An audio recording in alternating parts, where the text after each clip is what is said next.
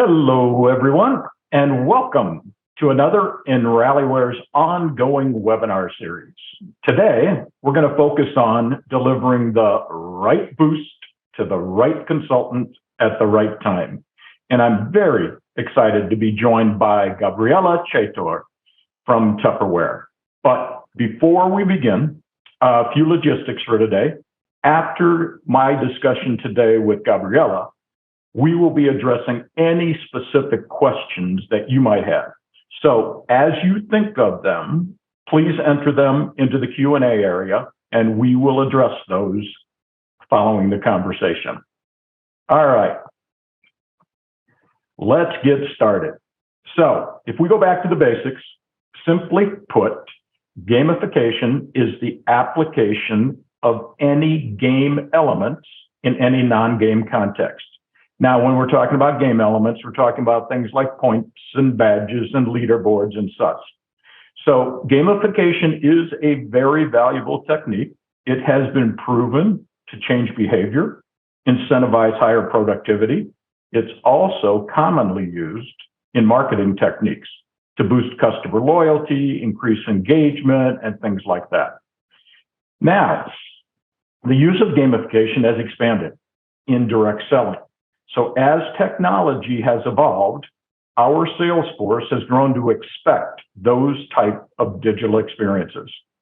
All direct selling companies work toward increasing sales, increasing recruiting, along with improving retention, improving engagement. And gamification has proven to be a very useful method in addressing these efforts and many more KPIs and metrics that companies are trying to improve upon. All right, some of the fundamentals or basics of gamification allow you to do, when you use technology, we talked about points, rewards, recognition, other game-like elements into the direct selling model. So positive feedback loops reward productive behaviors with enticing, sometimes even real-world rewards like prizes or in-app badges, right? Obviously, in direct selling, distributors move up and down our genealogy, but gamification can add even more intermediate achievements, incremental accomplishments in that process to make it even more engaging. So incentives and recognition might use elements like dashboards or leaderboards to encourage the distributor participation. Gamification also visualizes progress so that consultants can see at a glance how they're faring versus their peers and how far they are from achieving their goals. Now, we're beginning to see an evolution within gamification. So we might call this Gamification 2.0. It takes us beyond those basic gaming elements that we just talked about. Future of gamification will involve smart triggers that show the consultants the right activity specifically for them at the right time, backed by algorithms, automation, smart business rules. Technology can gamify the entire consultant experience, not just certain aspects of it. So, in essence, Gamification 2.0, each consultant gets a personalized action just for them. For instance, if I need to reach my goals this month of, say, $300 worth of sales, then my app, my iPad, my phone might send me a smart notification showing me a suggestion of an item that I should sell and maybe even the person I should sell that item to. So at the very moment, if I become disengaged in my business, right, gamification can reel me back in, show me how to be successful exactly at that right moment at the right time. Then, when I meet my goals, it can give me a reward. Maybe it's a brand new badge. I can share that out on social media. The point is, Gamification 2.0 means personalization, right? It isn't just one size fits all approach. Here's a badge for selling a certain amount, but you specifically can reach your goals based on your past performance. It engages consultants more because it's based on their personal experiences. Deeply important in this age of gig opportunities, right? Where nobody wants a one-size-fits-all approach anymore. Instead, they want something tailored to who they are and what they want out of their business. All right, that's enough of a background. I told you gamification provides real value. So our analytics team helped me out, and they came up with a couple actual numbers to put together with that, right? So you see some big improvements here with order growth, with what a leaderboard can do for somebody. I love the badge number, right? So 460% growth in their sales because of those badges. So you folks are using gamification. Remember, badges look like the key there. All right. Enough said, enough background. Now let's get to the star of the show, right? Gabriela, thanks again for being with us today. So as a little bit of background on Gabriela, she's got more than 14 years of experience in direct selling with multiple companies, all kinds of areas from distributor relations, compliance, communications, but the majority of that experience has been with training, specifically in the Brazilian market. So Gabriela's from Sao Paulo, been married for a long time, a couple decades, but I love this. I always ask our participants to help me with a little bit of fun information, right? So she shared with me that she's been married to her husband, lives in Brazil, but she is a butler to 5 very spoiled cats in the house. So actually, the other piece of information I like that you shared with me, Gabriela, you've been with Tupperware since June of 2021. And yeah. What was the first meeting you had as a Tupperware employee? It was a meeting with the Rallyware team about implementing their platform in Brazil. That was my first meeting here. Nothing like what we'll call baptism by fire, huh? Right. So. All right, so let's take a step back. You've got all kinds of experience in direct selling. Mm-hmm. We're at the beginning of a brand new year, 2023. What are you seeing or looking forward to in the business climate of 2023 before we drill down into what you've done with the Rallyware platform? Well, when we think about what's happening this year, we can see that we definitely have less restrictions now on going out. The pandemic is dying out. Our distributors are starting to get their organizations back into their distributorship. So we see a return to in-person meetings. We are going to have our first major event in Tupperware Brazil since 2019. We're going to have it in the end of March. So after so many years, we see that we're getting speed back and we're pushing forward now, and we can actually go back to our basics, which is going door to door, right? We are a direct sales company. We have to be in the streets. We see that we are doing that again this year, which is great. So we are planning a lot of activities to re-engage our consultants and to get them back out of their houses, out of the state that they've had for the past few years that, oh, I'm home, I'm only going to work digitally now. And if I don't know how to do it, then I'm sorry, I'm not going to be able to grow. And we're getting them back into the field again. That's how we see it. That's exciting that you guys have a live event coming up, because I can think of the first couple events I went to post-pandemic, right? It felt like you were coming back together. It was just so good to see people and talk to people face to face in that way. So that's exciting about what's coming up for you in 2023. What challenges, if we talk about that before we start this brand new year? Right. When the pandemic started, I wasn't in Tupperware at the time, but I know the history of it, and it's direct sales in general, I guess.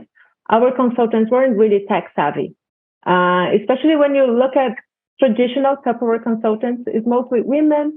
They're not that young. They're a little older. They used to be housewives, and they were definitely not tech savvy, and they didn't know how to work digitally. And a lot of them froze, didn't know what to do, and just froze at home. At the same time, demand for our products grew because people were home. and they realized that they actually needed the products more. They actually needed to conserve food because food became more expensive. They needed to prepare food. They need to keep it. And being at home, you were using the products much more. So we had a sales force that kind of froze and a consumer that needed our products more than ever before. So there was a problem there. We needed to get them back and to talk to these consumers. So those consultants who embraced the digital world at that point, they grew and they seized the opportunity. And then our challenge then, especially in the training area, was to show the others that they could do it as well. They didn't have to be specialists. They didn't have to be Instagram famous to actually start doing things and to get moving and to actually sell. But that was our biggest challenge at the time, to move them into selling in a different way, into recruiting in a different way, and to get them engaged again with the business because they didn't know what to do at that point. So taking them along that technology path, I think that's a perfect segue for us to get into and talk a bit about our topic for today, gamification. So as you were bringing these consultants right along, you started to use all kinds of mechanisms. Let's talk about, even before you got to the Rallyware platform, what kind of things did you do to get them over that sort of hurdle of being technophobes, right? I'm afraid of technology. I've never done it before, that kind of thing. Yeah, before Rallyware, we had a different platform, right? We did have e-learning at the time, but it wasn't fun. So it was difficult to get them to go into the platform and to study and to learn. Of course, we were doing live all the time. I think everybody experienced this in the beginning of the pandemic. Oh, let's go to Facebook. Let's go talk to them there. And we have a lot of followers on Facebook. So there were lives all the time happening. Everybody was in their home. All the employees, the associates were home doing it and engaging with them that way. But one of the problems of that is that you don't really measure what's going on. You can't really see which consultant is watching exactly, and then you can't measure performance based on that. And our training platform wasn't performing so well at the time. We had a lot of problems with speed, with how it was loading, and distributors and consultants in general, they didn't really like it. So they didn't promote it and they didn't really use it that much. So we were taking a lot of effort to engage them, and we were using social media a lot. And then you realize that there's kind of a fatigue after a while, and there are not so many people joining your live anymore because they think, oh, it's always the same. There's no need for me to watch again. And I don't think this is exclusive to us. I think we all saw that happening as the months passed, and you had a boom in the beginning, and then it started dying out. And you need to create new ways of talking to them. So we were asking our distributors then to engage the organizations and to do lives and to do presentations and to not let them go, keep them involved in the business. And we started to look for other ways of doing it as well. And that's when Rallyware came along globally, not just to Tupperware in Brazil. And that's when we started conversations with Rallyware about it. So, and I know you have a name for the platform in Portuguese, Tup Mais, or something like, I'm going to talk Tup Plus. I'm going to let, you can explain what you call it there, but let's talk about that. So, what problems have you been able to see that the gamification within the platform itself has been able to solve for Tupperware? Right. The platform is called Tup Now in the other countries that Tupperware is operating it. In Brazil, we decided to call it Tup Mais, which would translate as Tup Plus, because we wanted a name in Portuguese. We wanted a name that our consultants could say. So we decided to translate the name. But I think if you just to start out, when you have a platform that looks like social media, that is something that they know, it's much more friendly. And when they join it, it kind of looks like what they see on Facebook. There's a banner, here's my picture. Just that feeling of familiarity already helps. And they start using it, and it is much more user-friendly for them. And then when you go into gamification, we soon figured out that the fact that they were getting points for their activities, the fact that they were getting badges, that drove a lot of traffic and a lot of activity into the platform. That is like a major difference that we didn't have before, and that certainly we have.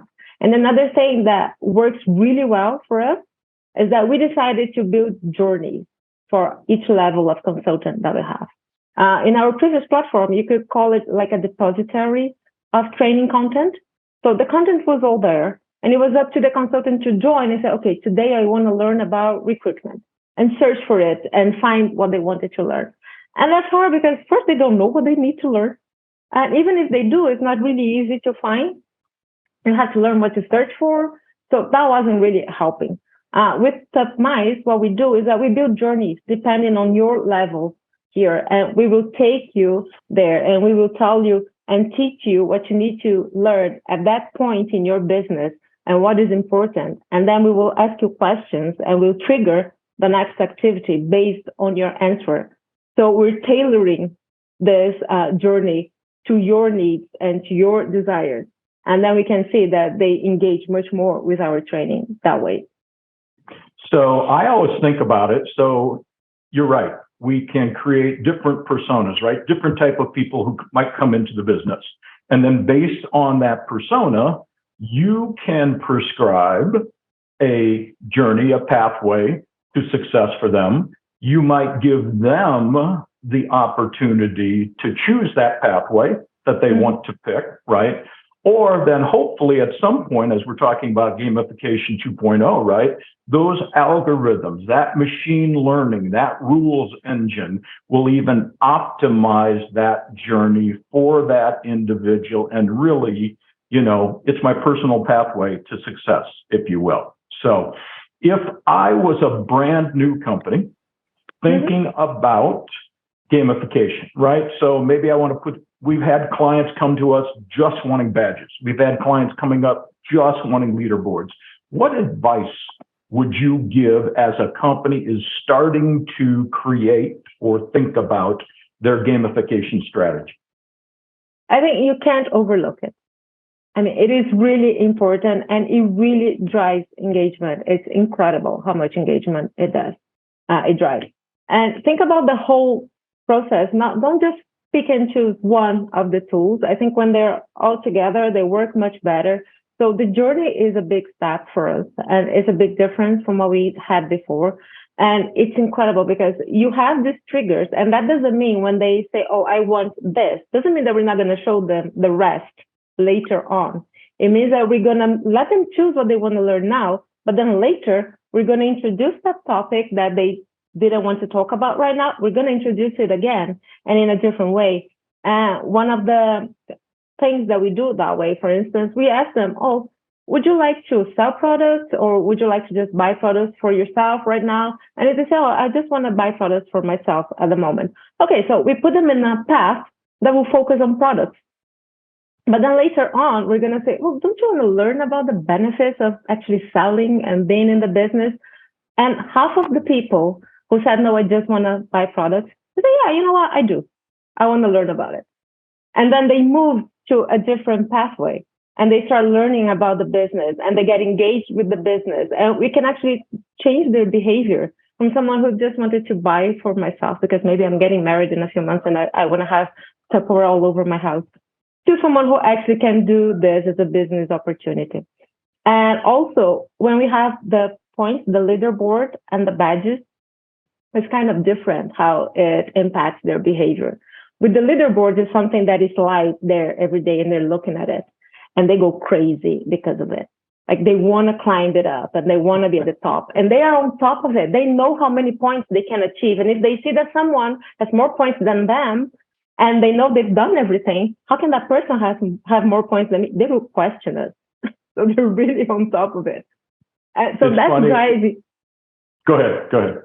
That's driving us all the time. Like we had customers who, some of our consultants who said, look, I've done all my training and I have like 3,000 points, but there's a person on top of the leaderboard with 3,020. How can they have 20 points more than me? And we actually had to go back and say, well, that's weird. How do they have more points than you? And we found out that it was a former unit manager who had more training because they had a different level. So they actually had specific training for unit managers who had been demoted. And because of that, they rolled back to the leaderboard of consultants, but they still had their points as unit managers. So we had to go to our customer success manager and they just said, yeah, we're going to have to solve that problem because it's become an issue that someone has more points. So they push us to do that. And the badges is different. It's almost like an incentive, a reward. Like when you get a badge, you're proud of your badge. And we have consultants that will print out because as they get the badge, we always put a certificate with our badges and they will print it out and they will frame it. I've seen pictures of consultants who have lots of flames behind them on their walls in their office with all the certificates and badges that they won in Tupperware. So they're really proud of it. It is kind of almost like a reward for them. So I think when you work with all this together with the journeys and the pathways and the leaderboards and the badges, you have like a full toolbox of things that can help you grow this engagement. So I was chuckling when you were talking about that competition with the leaderboards and how did they get 20 more points that I had type thing, right? Because we have a customer today who doesn't think their field wants that competition of points or leaderboards. So they just do badges, right? Badge crazy. But the way you were talking about the badges too, think about it. You're going to have that event in March, face to face. And I remember from having gone to many direct selling conferences and conventions, right? It's all about how many ribbons I've got underneath my name card. So it's funny to hear those certificates are sort of the same way and those badges are the same way. Exactly. So let me ask you, you talked about a lot of the things that are going well and wonderful, and you're seeing a lot of uptick and involvement and engagement from your field.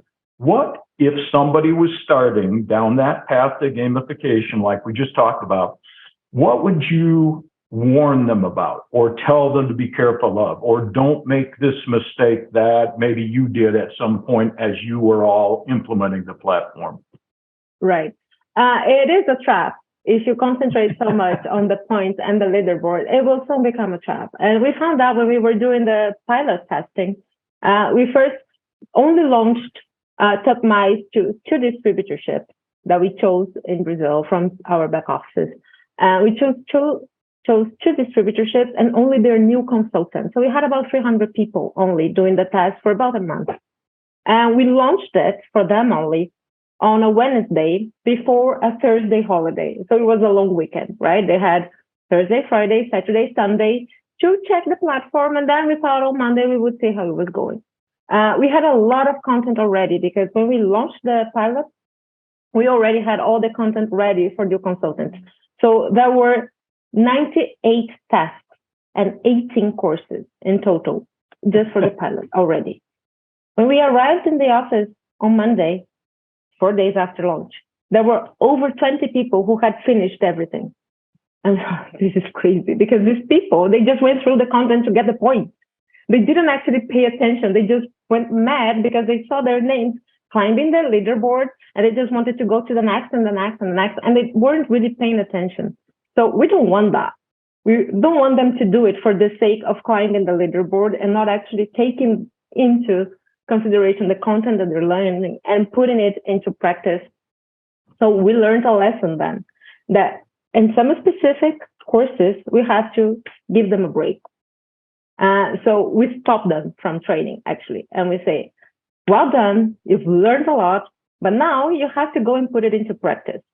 So stop now, go think about everything that you learned, write down what you think you have to do next, take so-and-so action, come back in 1 or 2 days, and then you can start again. And we actually stop tasks from opening for them. They won't open again until the resting period that we gave them, because we don't want them to just do it for the sake of getting the points. We want them to actually learn from it. So that is a mistake that we saw very early on in our pilot. And the distributors who were doing the pilot told us there are people who are just doing it because they want to be top of the ranking. And we need to make sure that they are actually learning. That is a great point, and something that, so many times that we have distributors, consultants involved in, I'm going to learn, or I'm going to be in my back office and look at this report. We have to make sure that what you're trying to give them as far as content, they put into practice, right?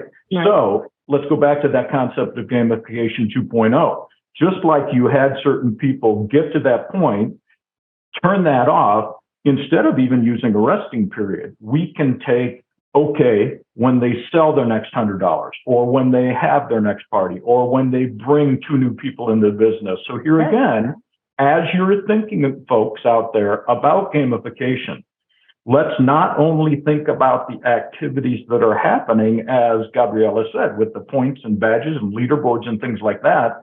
What are they doing to sell more? What are they doing to recruit more? What are they doing in whatever else those metrics are and KPIs are that you want them to be driving in their businesses? So that is a great point for everyone out there to be aware of, right?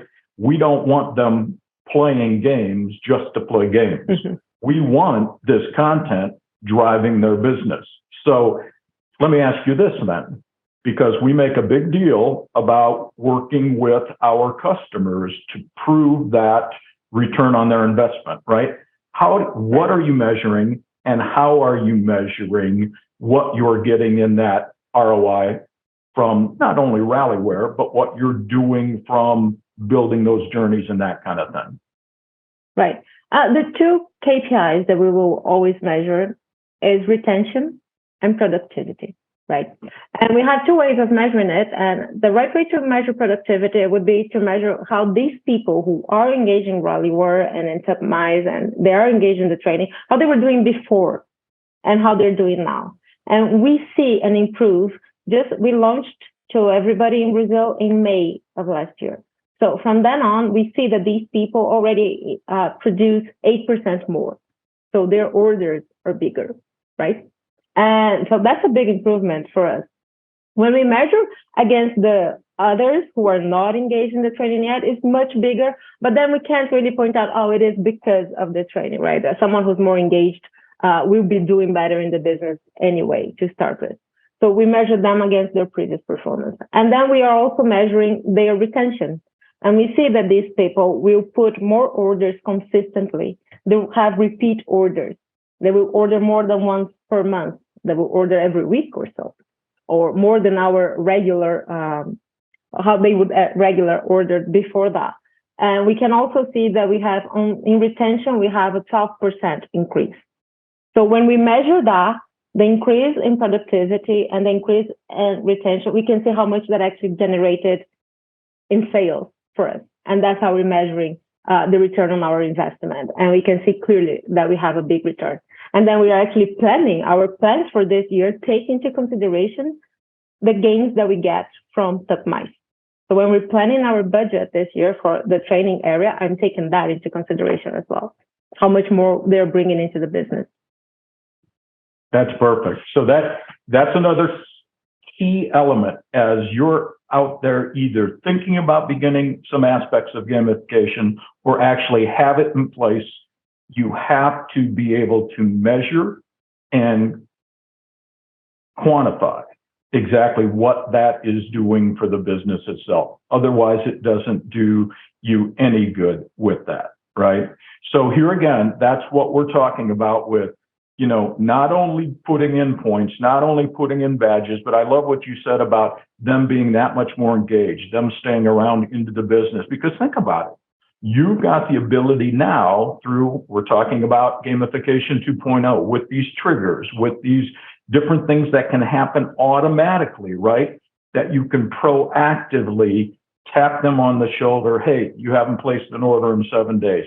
Hey, congratulations for this. Oh, we haven't seen you in the So here again, we all know being a consultant out there, being by yourself in your home, it can be a lonely business, right? How do we make them feel a part of something bigger and, keep them engaged in that business?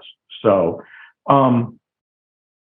what are your plans? You talked about, using the platform more and more.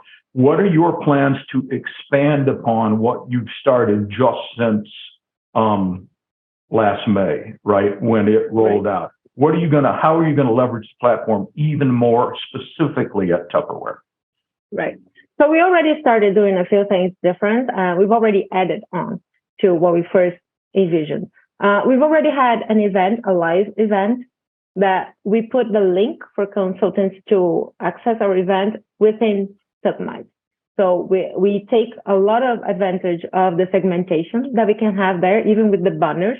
So we segment the banner and the homepage for just a specific group of consultants, depending on their level. And for them to access our event, they have to go into the platform and then they can click and they can access our event. So that's one thing that we did. And we had, I think the day we did, the first time we did that, we had 6,000 people accessing the platform at the same time to watch one of our live events. We had a spike of almost 2,000 people who joined for the first time when we did that. So we can bring more people in.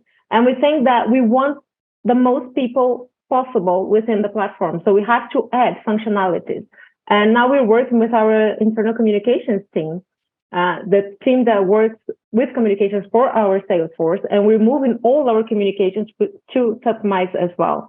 So we have a new session there, which is dedicated to communications. And I know my colleagues in the US are doing something similar. They're doing Tup News within Tup Now, their platform, and we are getting to that as well. But right now, all our social media assets that used to be in a different platform, we've put it there within Tupmice as well. So if consultants want to get an asset to share, to change a little bit and post in their social media, they have to go within Tupmice to grab that asset. So we're putting communications there. And moving forward, what we need is exactly what you were talking about. We want to integrate it with the business more.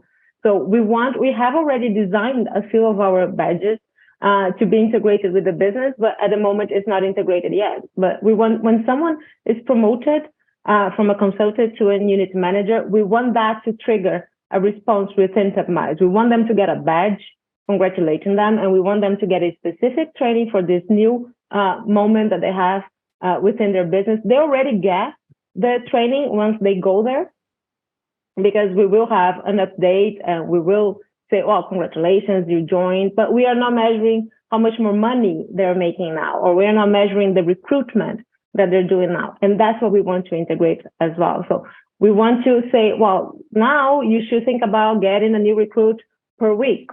And for instance, and if they do, we want to congratulate them and to reward them. So we need to connect the dots now, and we are working with our analytics team to be able to do that, with the global and the local analytics team, to be able to integrate that. And then we can have these business performance triggers to trigger the training within Tupmice as well. That's what we are aiming for. And once we do that, we will actually be able to measure performance much better. Because right now I get a lot of analytics from Rallyware. We have a dashboard that was tailor-made for us, with all the specifics that we asked for, and we can see a lot of information there. And then we get another one from our analytics team that has all the business performance information. And right now we're working with two different dashboards, and we want them to be connected. So we want the dashboard from Rallyware to populate the other one, and we can start measuring this type of information much more closer than we do right now, and to use that as triggers for all the gamification and the journeys that we have for the training as well. That's perfect. So you notice I changed the screen because somebody out there in the audience was smart enough to say, if your slide deck is not going to change anymore, could we actually see Gabriela's beautiful face? And that's not what they said. So that's why that changed. So I apologize for you out there that we were not able to see us as much as you wanted to. So that is what I heard you say, are some of the ideas you have moving forward and different strategies, but think about that. So you've got the ability to use that gamification to drive any strategy that the business wants to implement, right? We want to promote more people. We want to grow leaders on our team, even at one point getting customer acquisition. So you've got the ability through those algorithms, through the rules engine, through those smart triggers to say, hey, you've only got to do this to promote to the next level. Once they get to the next level, now you mentor them, or you actually have their upline leader know about it and mentor them. That's a great idea. So we talked about what you're doing with gamification for the future at Tupperware.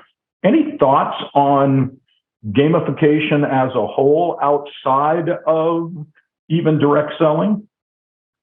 Right. I think for not just for direct selling, but I think for any business, really, when you're thinking about training people, but in direct selling, it's very specific because our consultants, they don't have to do anything. They are not our employees. They're independent consultants. They're a volunteer workforce, right? Exactly. So nothing is mandatory. When you're talking to an employee, you can tell them, oh, like you have a compliance training that is mandatory and you have to do it. But in our business, they don't have to do anything if they don't want to. So I think that's why it's so specific to direct sales and how important gamification is for us because of that, because we need to make this interesting for them. And they have to see value and they have to want to do it. Because no matter how much I tell them that it's going to be good for their business, if they know more about the product, if they have the best techniques, if they don't find it interesting, they will never go into one of our courses and watch 5 videos about it, for instance. So that's why we think that gamification is so important here. But we think we can get out of the platform only, and we are starting to do it. So, for instance, we have already done for our last year's training that we did 2 hybrid events. That consultants, it was for unit managers and for team leaders, so 2 higher levels in our business. And they were in person at their distributorships, and part of the training was provided by the distributors there in person. And another part of the training was provided by me and my team here in São Paulo from a studio, broadcasting through a link in Tupperware for them to watch part of the training. So we were mixing the platform with their in-person training at the same time. And to qualify to participate in this training, this event, they had to get some badges in Tupperware. So it was part of the qualification. Like, it is a training event, and we are talking about topics that we expect you to know what comes before that. So to make sure that you're ready to listen to what we're going to tell you here, you have to do so-and-so training and get this badge, and then you qualify. So it's part of the qualification, and we're mixing it. So I think that's one of the things that we can do, and that could be done for any business, really. When you think about that, when you come to an event, to a convention, whatever, you want people to be at a certain level of knowledge already. So start before and put this as a requisite to qualify for that event, for instance. And then you can mix what they do within the platform with what they're going to see on stage. I really like that, because that's the other power of, this newer version, this Gamification 2.0, with being able to do off-platform activities that even affect what rewards you get on platform, right? So you mix and match how that works. You were talking about, when we were joking about it being a volunteer workforce, and you said have to keep it interesting. One of our Q&A folks out there said, how often do you update that content, right? So that's you talked about at the beginning how they inhaled all of those courses and were done. How do you keep that going that way, right? Right. We soon figured out that we couldn't go too long without updating content, even though we had a lot of content to start with. So we launched it as by level for a start. So first we started with new consultants. And then once that was going well, after a few, 1-2 months, we said, okay, now we can go to veteran consultants, let's call them that. So people who had been in the business already, but were still at that level. We updated, we checked the first journey, and then we made a journey for whoever was in the business already. And then both journeys were already open for all the levels above as well. So even if you're a unit manager, you're at a higher level, you can go and do the training that we've opened for your consultant.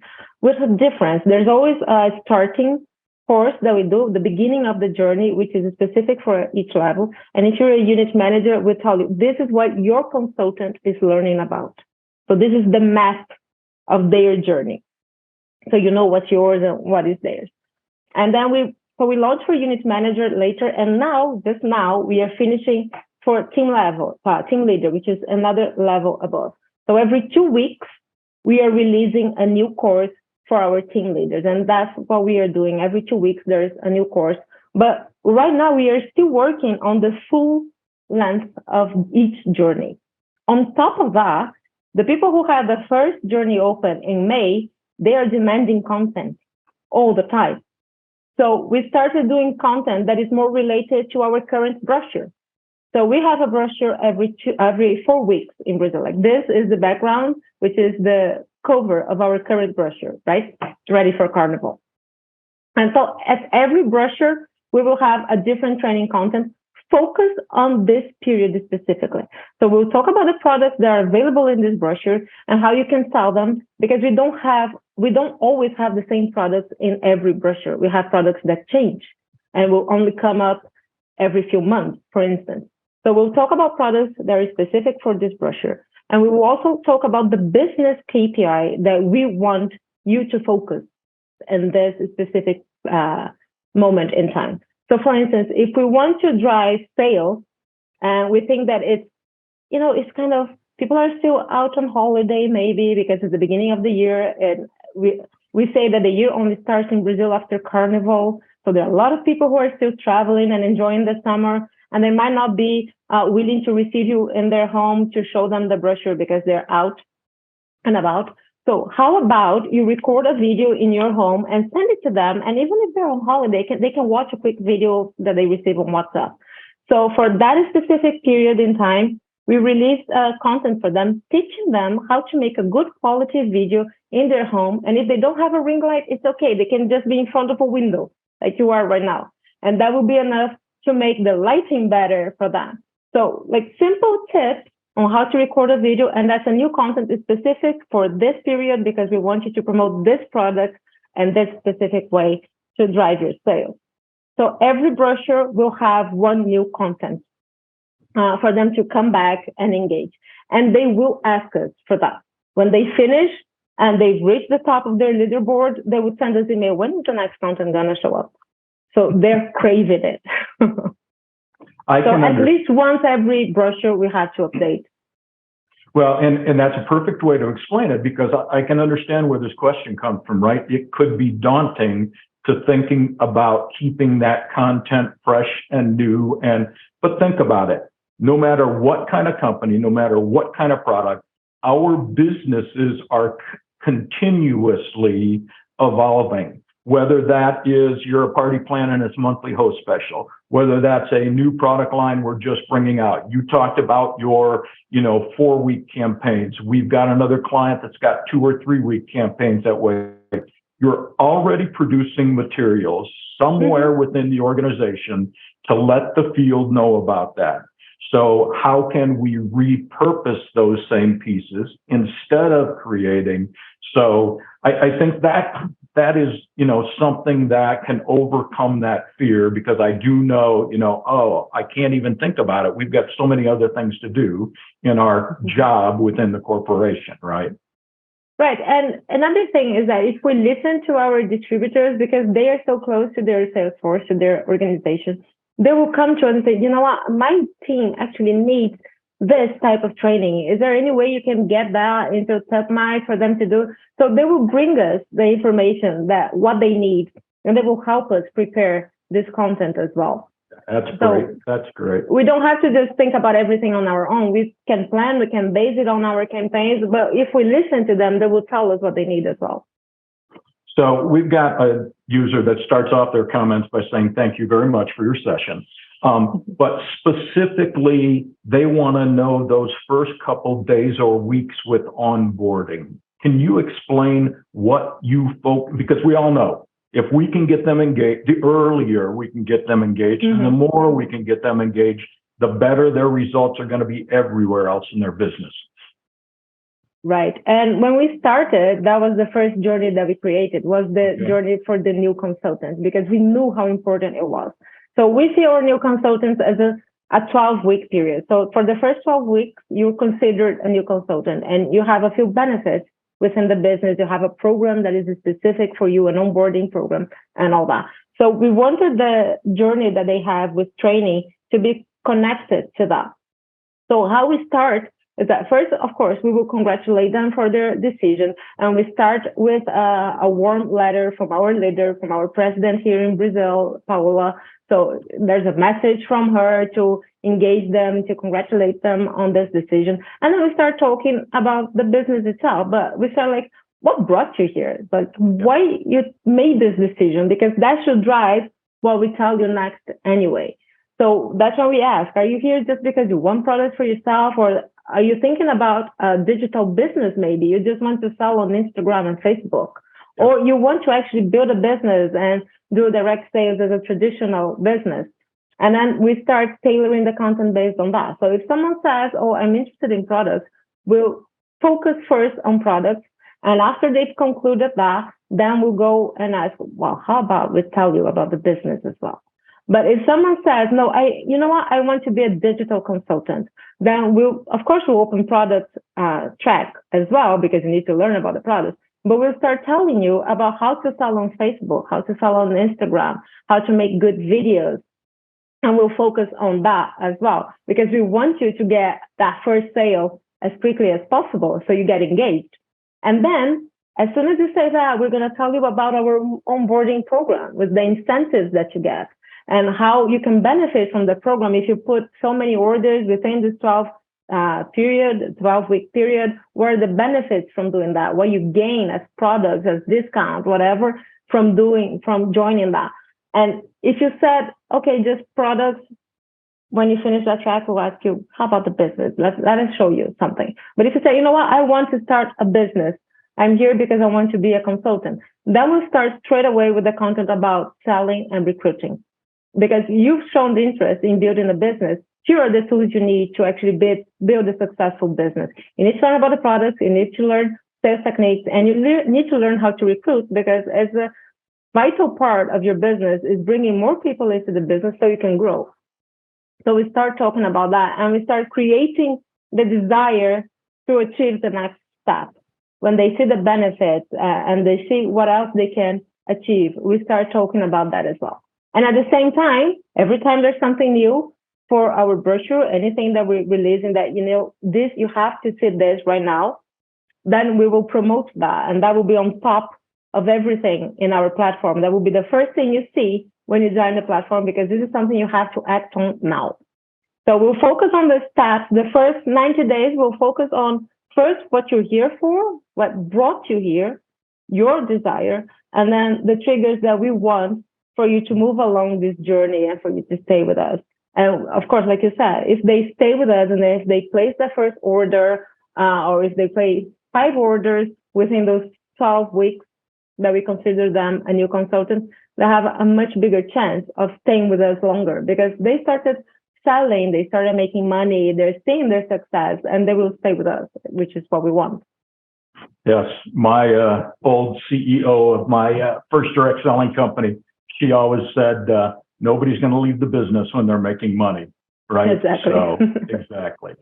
So we're getting to the end of our time together, and I really appreciate you being with us. Everybody can tell how passionate you are about the business down there. It's an interesting final question that somebody came up with.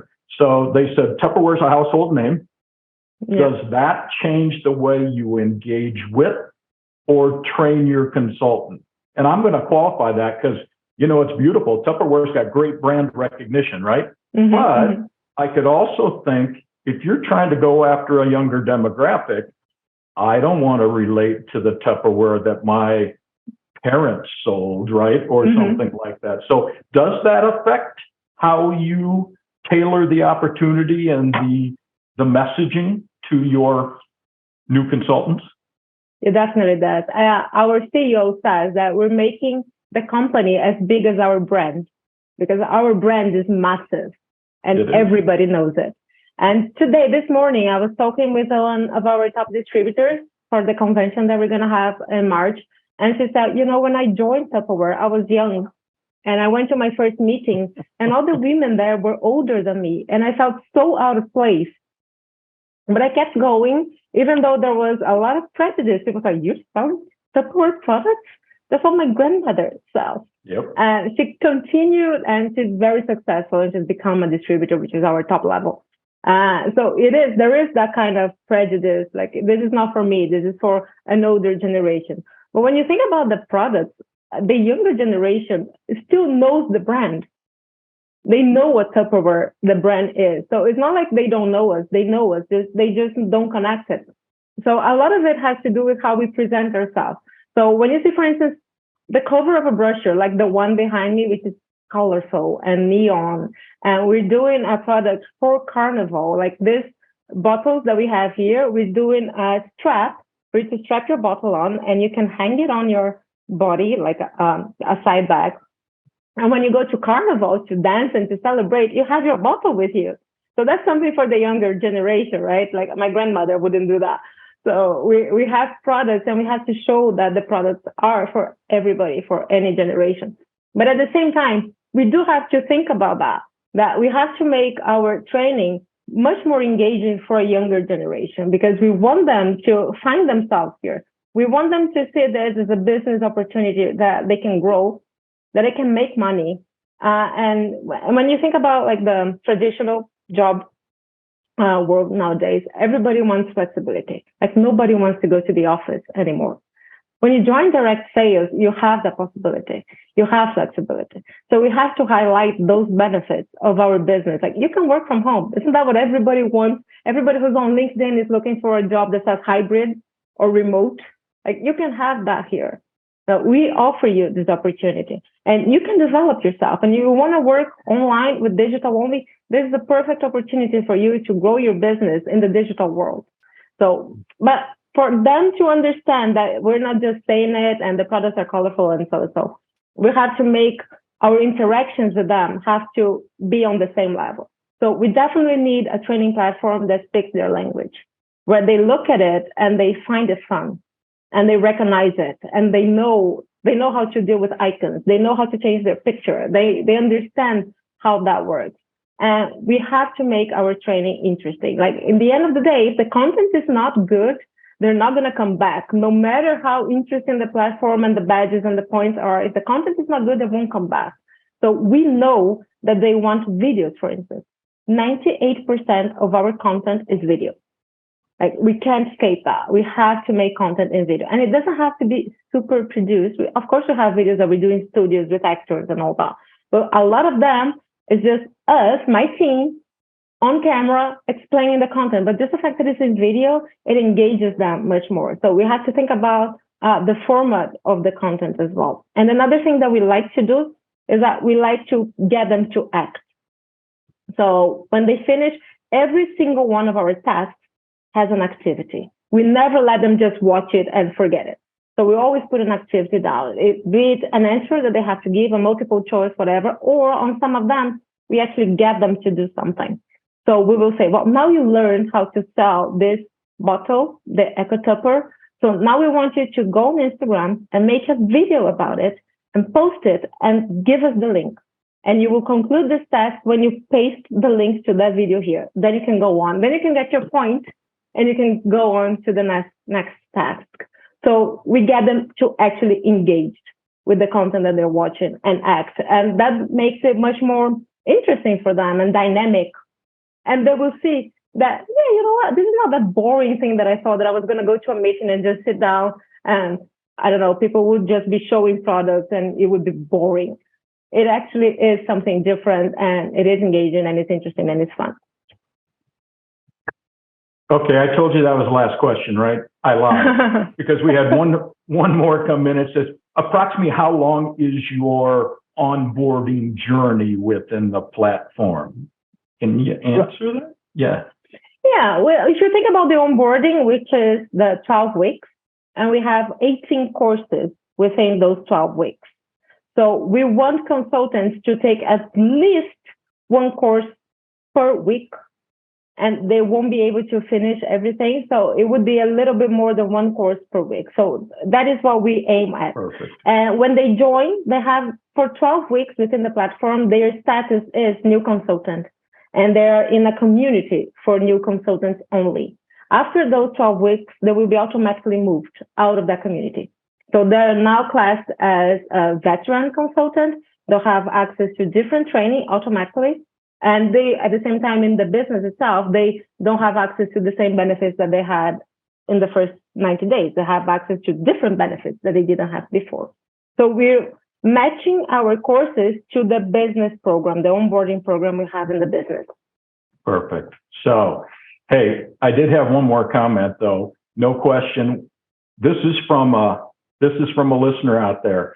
Want to offer a huge thank you to Gabriela for sharing how Tupperware is using the Rallyware platform to engage the sales field and personalize the experience. But their last sentence was, love your enthusiasm. And that's what she is known for, whether it's a Thank you. weekly meeting with the Rallyware team, whether it's getting up on stage in front of people, right? So thanks again for being with us. We really, really appreciate you taking the time out of your busy day and sharing what you are doing in the Gamification 2.0 era that we're in today. So thanks so everybody out there. As I said before, you'll all be receiving the link of this recording. And until we meet next at our upcoming Rallyware webinar series, have a great day. Take care now. Thank you. Bye-bye. Bye.